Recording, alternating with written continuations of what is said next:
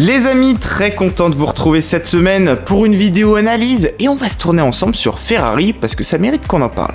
Alors qu'est-ce qui cloche chez nos amis les rouges? Eh ben on va tenter de décortiquer ça ensemble aujourd'hui, c'est parti. Alors déjà, ce qu'on peut dire, c'est que du côté de la Scuderia, malgré les difficultés, on chôme pas.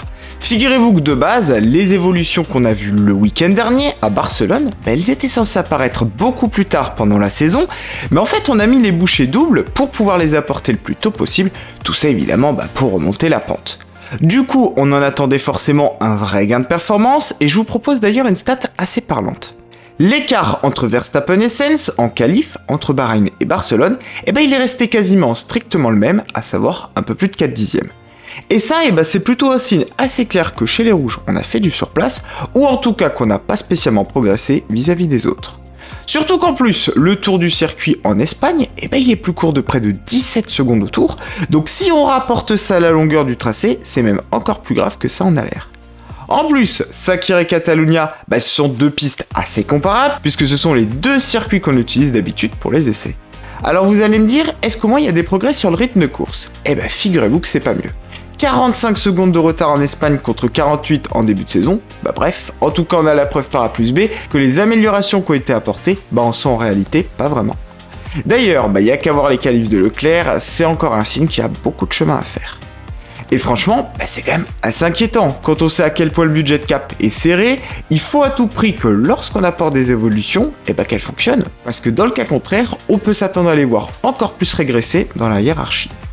Et puis j'ai envie de vous dire, on parle quand même de Ferrari, qui se battait en début de saison dernière pour le titre, donc honnêtement c'est quand même vraiment pas possible cette situation. En tout cas, Charles, il est lucide, et d'ailleurs, il l'explique. Samedi, en qualif, il avait un train arrière très instable, et le dimanche, c'était le train avant qui posait problème.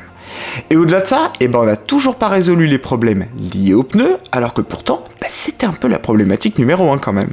Premier relais, très mauvais, les deuxième et troisième étaient meilleurs, mais bon, il n'y avait pas de quoi s'enthousiasmer, on tournait dans les temps de Gasly. Pour ce qui est de Sainz, franchement, on avait de quoi être frustré aussi, le voir partir en première ligne pour finir 5ème, c'est clairement pas normal.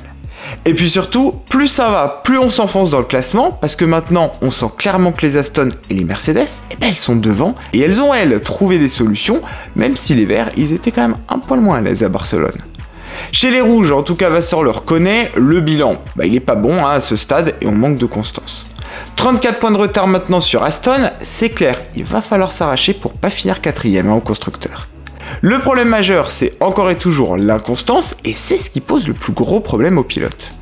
D'une session à l'autre, d'un train de pneus à l'autre, le comportement de la voiture il change radicalement, et la fenêtre d'exploitation des gommes, elle est très mince et imprévisible, et il n'y a qu'à voir, avec les mêmes composés entre le début et la fin de course, le rythme de Leclerc n'était pas du tout le même. Alors justement, qu'est-ce que ça laisse présager de la suite?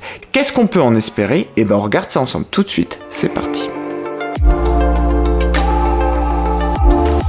Alors la semaine prochaine, on sera au Canada. Ce sera une piste qui sera vraiment différente de celle de Barcelone. Dans sa configuration, alors faudra évidemment regarder aussi si ces nouveaux pontons, ils peuvent fonctionner peut-être davantage sur un circuit qui demande moins d'appui dans les grandes courbes.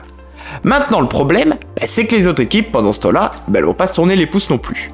Chez Aston, on va apporter un nouveau package à Montréal, Dixit Fernando lui-même, et puis chez Mercedes, après le beau rythme affiché à Barcelone, on a sûrement récolté beaucoup de données pour pouvoir perfectionner l'orientation dans les réglages et affiner peut-être un peu sa vision sur les évolutions. Alors après, tout n'est pas noir non plus, pour Ferrari, faut aussi prendre un peu de recul. À Barcelone, l'impression laissée, elle a peut-être été un peu exacerbée, je m'explique. Déjà les conditions climatiques un peu difficiles en Q1 qui ont rendu la piste piégeuse et qui n'ont pas aidé Leclerc qui était déjà pas très en confiance avec sa voiture. Au-delà de ça, la stratégie, elle aussi laissait à désirer. Après son premier relais en dur, on lui a rechaussé les mêmes gommes en fin de course et ça, c'était pas forcément lui faciliter la tâche. Dans le même temps, on a aussi retrouvé des Mercedes dans un bon rythme, sur une piste et dans des conditions qui leur convenaient bien, donc forcément, ça a aussi un petit peu compliqué les choses pour la Scuderia. Bref, en tout cas une chose est sûre, les évolutions sur cette Ferrari, elles laissent penser aussi que petit à petit, on s'avance de plus en plus vers une convergence technique. On a un peu délaissé les pontons en forme de baignoire pour une philosophie plus conventionnelle qui se rapproche d'ailleurs de Red Bull, et ça, c'est pas étonnant, j'ai envie de vous dire, puisque c'est quand même un concept qui marche, donc pourquoi pas s'en inspirer. Au-delà de ça, on a vu aussi les photos, circuler des fonds plats, des voitures, et là aussi, les photographes des équipes sont précipités, et croyez-moi, ça pourrait aussi bien donner des idées aux ingés de Ferrari, ça c'est sûr.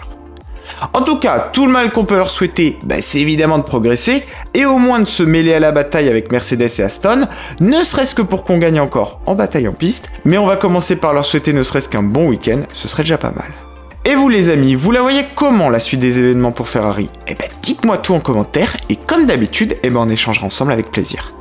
De mon côté en tout cas, j'espère que cette vidéo analyse vous a plu. Pensez au like et à l'abonnement si c'est pas encore fait pour me donner de la force, je compte sur vous. Nous on se dit à très bientôt pour une prochaine vidéo, alors je vous dis à la prochaine sur la chaîne.